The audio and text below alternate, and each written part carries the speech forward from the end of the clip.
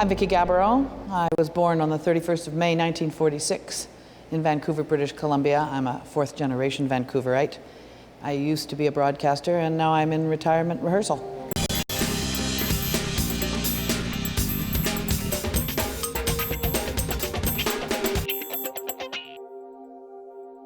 Rainy, and that's perfect in Vancouver. A moment of perfect happiness involves a lot of rain and sitting by the fire with the dog on the floor and maybe having a cup of tea.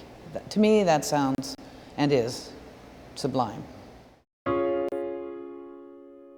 My greatest fear, and it's utterly irrational, I suppose, because you never know what's going to happen to you. I think I am afraid of drowning. I think that is a terrifying concept, and that makes me fearful. And I don't contemplate it on a daily basis, but whenever you hear a story about people drowning, I think that is the most inconceivable and frightening thought. I admire Churchill, for instance, Catherine the Great. When I was a kid, I started to read about Catherine the Great, and I became obsessed with her. A lot of bad rap she has about bizarre behaviors with horses, which is completely and utterly untrue. I admired how she handled herself. Well, Churchill, I thought he was so incredibly brave and so incredibly resilient and tough, and made the British people, and indeed the Commonwealth people, feel braver than they might have been. Sloth. I have a tendency to be lazy. I will work like a dog when required, and I won't stop until the task is done, but like a dog, if there's nothing to do, I'll lie around in front of the fire for a long time. Rudeness. I don't like it when you go to a restaurant and someone you're with is rude to the waitress or the waiter, or surly, or that kind. A visceral reaction to that, and I don't like tardiness. I have a real reaction to being late. I can't be late. It has nothing to do with purity of thought or anything. It has everything to do with fear of being late.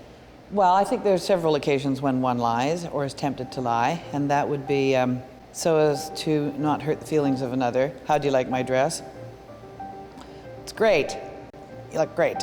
When it's not so great. And I wouldn't say lie, but I would say perhaps embellish a story, like as in a joke or something. I might make it personal when it wasn't really personal, in a speech or something like that. I might push it a bit. Chastity. I mean, think of what the virtues are. Patience, that's a good one. All of those virtues. I think chastity, give or take, doesn't mean much to me. A bit over the chastity division. I think when I would work very hard on an interview and have prepared properly, and then it all works and all comes together, and the person and I we're on the same wavelength. It doesn't mean that we become best buddies. It just means for that 45 minutes or so that we're definitely in sync. And that happened a few times on radio, and it happened a few times on television. But it doesn't happen often. There's no way of planning it. You can't tell who it is you're going to groove with. But that's a very satisfying feeling. Well, as I'm not working full-time now, I don't have the same kind of challenges in terms of keeping all my work life in balance and my home life and all the other things that I do. But what challenges me? I can never win at cards, and it makes me so mad, I can't tell you. I want to play. We play this stupid game called Oh Hell, and I never bloody win. Never. Well, I think perhaps at a stage in my life I thought it was poverty. But now poverty is not such a bad thing. It could even be a virtue, because you lose that covetousness, I think. There are people that take those vows of poverty, and I understand it. We're talking real poverty, that you can't feed your children properly, and that must be the great fear. But I'm past all that now. I've fed my children, and they are feeding themselves now, as far as I can tell. And now I am in despair plenty about the conditions of the world around us, but mostly the loss of my friends. The ability to sing. I think most people would say that. My grandmother was a real singer. She was a contralto. She really could sing. She was trained.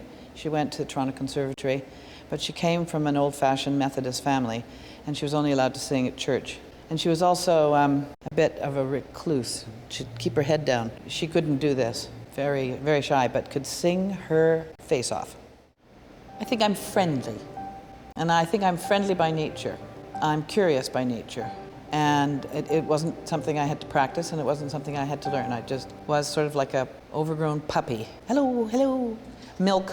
I'm a milk junkie. It's why I'm so porky. It's because I will drink a quart of milk a day. But when I had the bone scan, now I don't know whether it makes any difference or not, because I'm clumsy and I fall down a lot. I had to have the bone scan because I'm old, and they wanted to see when I was going to have to get the wheelchair. And they went, look at her bones, that old bag. She doesn't have hardly any arthritis, like hardly any. No thinning. I thought something could be thin.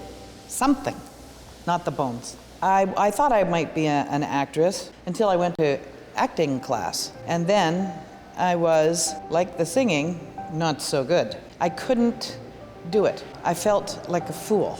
Nobody's going to believe this, that my father died a year ago today, Irena. I mean, I couldn't do it. I couldn't remember the stuff. I couldn't do it. Don't you know the Edith Piaf song? Je ne regrette rien. How can you regret anything? What's the point?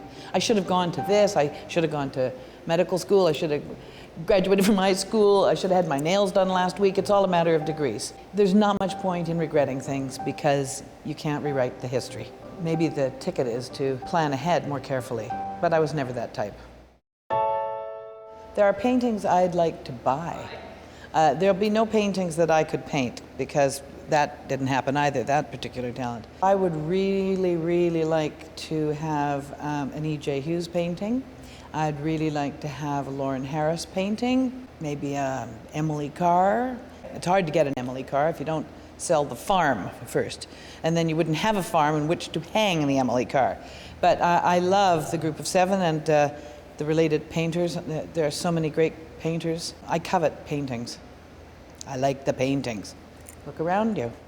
At least a decade ago, my very best friend Catherine O'Hara and I went to England, and we ended up at Beatrix Potter's mother's, and we went to a churchyard, a graveyard, a cemetery. First of all, there was a revolving door, which I found amusing, but then we started to look at the headstones, and one of them was a woman named Margaret Campbell, and she had lived in Africa, and the entire tale of her life was on her gravestone. Then at the bottom, there was a quotation, and it said, "Often daunted, never defeated." So my friend O'Hara and I, we always say it, often daunted, never defeated.